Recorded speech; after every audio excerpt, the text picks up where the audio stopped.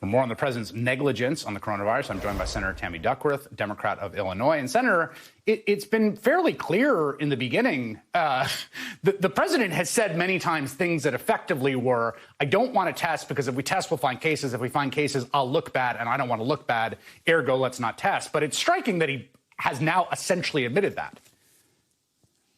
Well, of course. I mean, and, you know, this is a problem with Donald Trump for himself, right? He says without thinking, he speaks without thinking. And in this case, we see into the real Donald Trump. And frankly, he cares more about what testing numbers are than 120,000 dead Americans. That's the president of the United States. He's supposed to care about Americans who are sick and who are in danger of losing their lives, as well as those we've lost. And he's worried about how testing numbers make his politics look. It's shameful. Democrats have pointed out the fact that there's already about $14 billion for coronavirus testing and contact tracing that was appropriated by the Senate and the House that the admin has access to. It is not using currently as we're watching this spike happen. It just seems like there has been total abandonment at the federal level, really total. Like it's just the governor's issue, and let's cross our fingers and hope it doesn't get too bad. Well, Chris, I mean, this is from the very beginning. Remember that at the very beginning, back in December, January timeframe, the World Health Organization offered test kits to the United States, and we turned them down. We turned them down. They offered test kits to us at the time when our CDC was having problems with producing the correct test kits.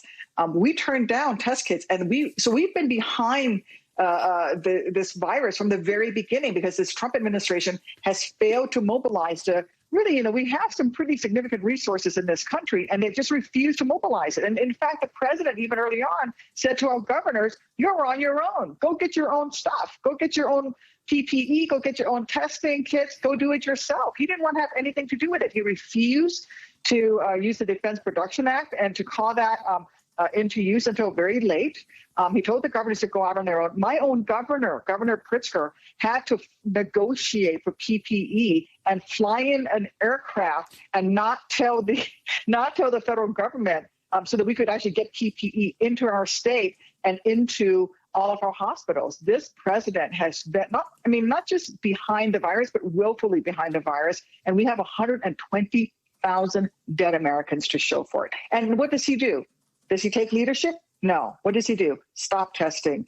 That's negligent. And that's putting it kindly, Chris.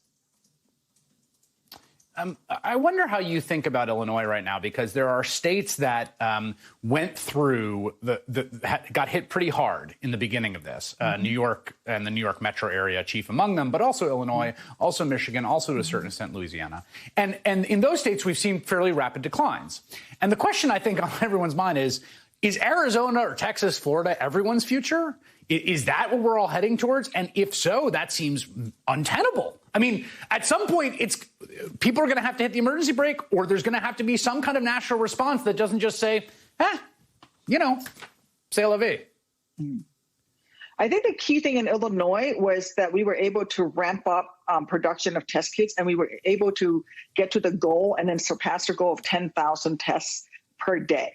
And we're well above that. And that was the turning point for Illinois. The shelter-in-place order that Governor Pritzker called for very early on, and the people in Illinois actually heeded the shelter-in-place orders and stayed home, much to a lot of economic pain. But people stayed home and did the sensible thing and believed in the science.